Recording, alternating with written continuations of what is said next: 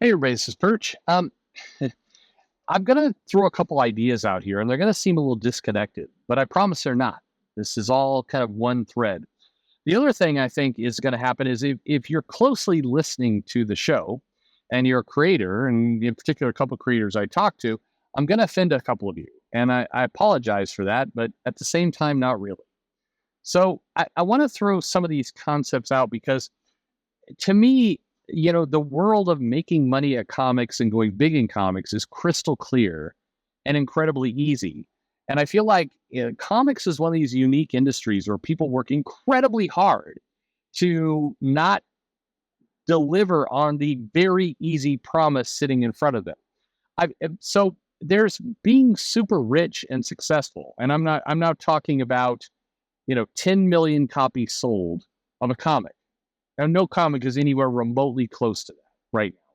But that's crazy successful. And then there's, pitifully treading water, which is where comics are now. And I'm not trying to move comics to amazingly successful. I'm trying to get just comics to modestly successful, where, comics that the top ones are selling routinely, 500,000 copies a month, which is not unheard of. And there's plenty of avenues to do it, whether it's distribution, whether it's marketing. There's lots of opportunities to get comics into that zone, but it's going to require letting go of things that, we're doing now. And that's scary for a lot of people because, we don't have a lot of super innovative thinkers in comics. And I'm sorry, I several of you call me and you like to believe that you're innovative thinkers, but if you're innovative thinkers and your innovative idea is variant covers, then I hate to tell you, you're not an innovative thinker. You're somebody who's trying to make the most out of the current industry and the current place it's at, which, quite frankly, is ass. And for a lot of you, and I've met, tons of writers, tons of artists, and you are amazingly, amazingly talented. Why the fuck don't you believe in your own abilities? If you are, and I'm pulling a name out of a hat here, somebody I have barely talked to a few times, but not heavily, Nick Dragotta. Nick Dragotta is an artist I like a lot, and I think he has a lot of commercially successful aspects to his art. He's got a weird blend between realism and abstract, and he's got it's the right intangible elements that if you properly paired him with a good business plan, marketing effort, and distribution, that guy would be putting out comics at 500,000 per title. And you're like, that sounds great. No, it's true. Kevin McGuire is another one. Kevin McGuire, another guy who I think is great. Met him. Ben Templesmith is another one. You can go down the list. Obviously, the people we've talked to, Sean Murphy, for sure. Kari Andrews, for sure. John Romita Jr., for sure. If you're going to do commercially successful art, you need to have a combination of realism plus something else, something that goes hyper realistic, beyond realism. And that talent is not something that AI can replicate. It's not something that you can very easily step into. Those people can make a shitload of money. Brett Booth, a guy who, fuck, that guy is talented. Let me just focus on Brett for a second. He's a master at the craft. He's relatively fast at what he does. And he puts out amazing high fidelity art that looks like $1 million. The problem is he's paired with an industry that isn't shooting for $1 million. And this is the point of this video. You're not even trying, comics industry, to shoot for that bigger place. And this is where, like, I want you to imagine for a moment an office somewhere in New York or Burbank, and you've got a major comic publisher, and they're sitting around going, where else, like we are sitting on this asset of IP, these characters that are known the world over. How best do we just milk every goddamn penny out of these characters? Because if we have that business plan in place, then we would pivot and say, we're going to pay top dollar for artists and writers and other people who are engaging with these IPs because we know we're going to make them tons of money and we're going to make lots of money off that property. Do you know how many times Marvel has sold the Dark Phoenix saga in a graphic novel format around the world? The answer is a lot. Watchmen has sold a lot. But if you hop over to Asia and you think about My Hero Academia and One Piece, a lot of, I have been in the room with Shueisha. I've gone to that office. They used to be that they were in Shinjuku. They moved over to, not Ikeburo, Ikeburo, actually. Anyway, I've been to their office. I met with that group several times talking about digital and other things. I've helped them with their strategy. Their strategy has been successful. I won't take credit because they had far smarter people than me in the room doing it. But I can tell you this. Those companies look at the properties that they're currently managing, that they're putting out in print, and they're going, how do we make every single goddamn property that comes out of here a multi-billion-dollar property? Most of them don't make it, but some of them do. And the only reason that some of them do is because they're entering every single conversation with how do we maximize the revenue that we're going to get off these properties. If you're an American company trying to do work with a Japanese company, it is tough as shit. The Japanese business model is convoluted. It's hard. You have the whole yes means no aspect to business. But I will tell you that there is a relentless focus on how do we make this a business? How do we make this money? These are not the conversations you're having over at the big two. And that trickles down into every single creator and every single person who's in this industry.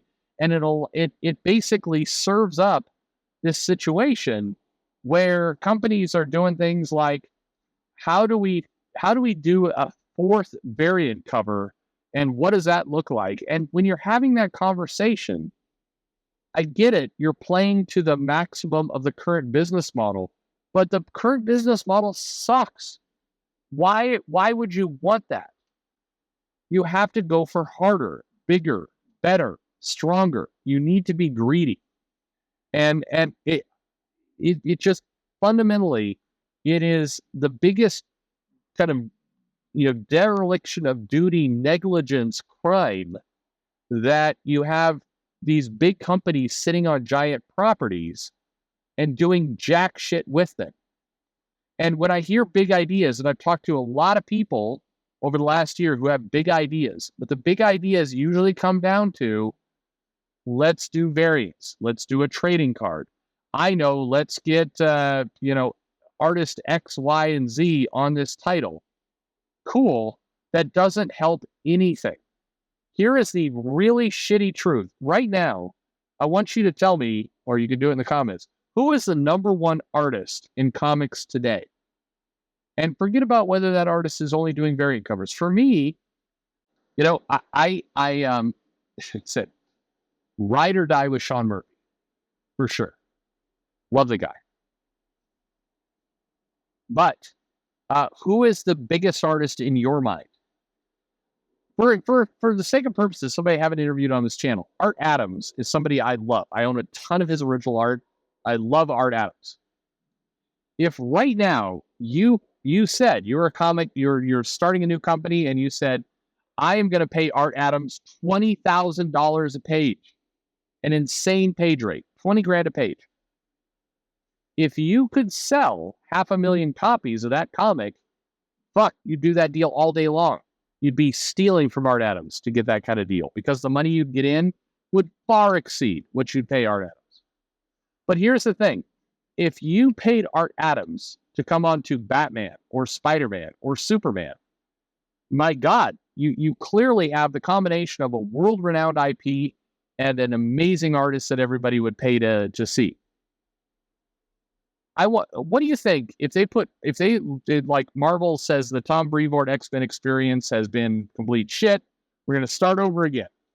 And we're going to put Art Adams and, I don't know, pick a famous writer. Hell, Scott Snyder, you're out there. You listen to this show. Scott Snyder, Art Adams, X-Men #1. How many copies is that selling? Here's the terrible part. But here's the cheat. Scott Snyder, Art Adams, X-Men #1. No variant covers, no gimmicks, just a comic. How many copies? You would be lucky to break 100,000 copies. you would definitely not break 200,000 copies. You could not do it. So when I talk to people, and I talk to people all the time about great writers, great artists, other things, success, real success, is that you're clocking in at over 250,000 copies of floppies, and you've got a distribution channel of over 60,000 graphic novels on day one, first run, and you have an extended life of Amazon and other venues that are going to get you to another 100 to 200,000 copies. What I just described, there is no writer or artist that could do it today. I talked a few weeks ago, or a month ago, whenever it was, to Mark Miller. That guy is an amazing writer. I love his stuff. Absolutely amazing. Let's take Mark Miller and let's pair Mark Miller with John Byrne. We're going to get him out of retirement, and John Byrne is doing peak John Byrne work. Okay? How many copies is Mark Miller, John Byrne selling? Forget John Byrne for a second. Todd McFarlane. We've got Mark Miller, Todd McFarlane, and they are the new creative team for Amazing Spider-Man. We're finally, Zeb Wells is getting shot in the head, and we're going with that. How many copies does that sell? Again, no variant covers, no gimmicks to spice, no gimmicks to cook the books. I don't think you get to 200,000 copies. And the litmus of success, of true kind of mid-tier, not even great success, but mid-tier success would be 500,000 copies. Real success is, again, cracking 1 million and going beyond. The point in all this is, if you're coming with a business plan, you've got to have more to it. You've got to think like Shueisha things in Japan. You've got to have a distribution in play. You've got to have a bigger game in going on. And the trap that the comic industry finds itself in is, let's get an amazing creative team. Don't get me wrong. You do need that. But you need 5 other things past that. And nobody wants to talk about those 5 things. It's always like, let's get an amazing creative team. And then, we'll do 20 variant covers with, all the best artists you can possibly find. And if you do all that, you'll make money. But you won't make amazing money. There are YouTubers out there. I'm not talking about the comic YouTubers because they don't count. I mean, no matter how much money you can kind of pretend to scrape off of super chats, you're not making real money. Why is it that people don't look at like true massive success and try and shoot for that? If you're a YouTuber right now, you should be looking at Mr. Beast and you should be like, haha, that motherfucker's got troubles. I'm going to make more money than Mr. Beast. Be that guy. Have that dream. Too many people, like somebody wrote me and goes, I'm hoping I can get Perch numbers someday. Oh, fuck, what a terrible dream. You know what my numbers? My God, get real numbers. Real numbers are what are like I'm making piss money off YouTube. Go make Mr. Beast money. That's the money you got to go make. But the point is, there's a trap in comics of the same old goddamn ideas that mean that even if you execute flawlessly, you're still failing. That's success. That's what you need to do. Anyway, I really love comics to death. I want creators to be paid. Go make it happen. It's there for you. Thanks for listening.